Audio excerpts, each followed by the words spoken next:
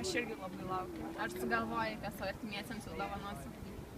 Žinok, ne, čia yra didžiausia problema, manau, prieš kalėdas visi žmonės mąsto, ką pirkti. Mano didžiausia dabar problema, ką nupirkti mamai dovanų.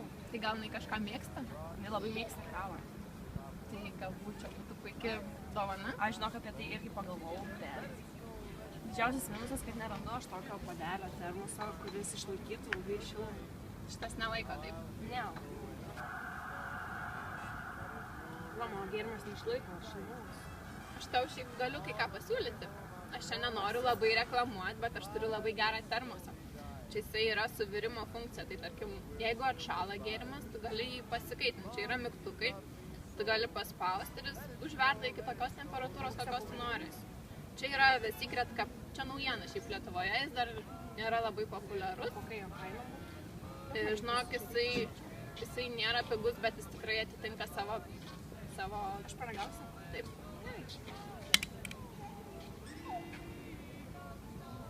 Sergi, jis turbūt karštas, nes aš dabar... O, vau!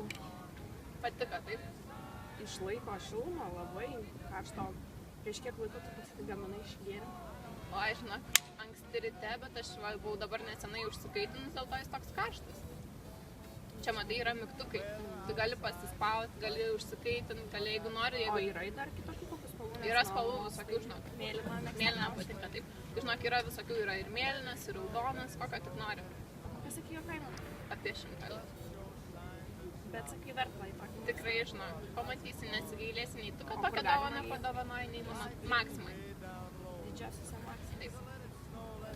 Nu, manau, kad čia mane įkalbinai ir jau žinau, ką man lauks. Problema viena išspręsta. Oh, the weather outside is frightful, but the fire is so delightful.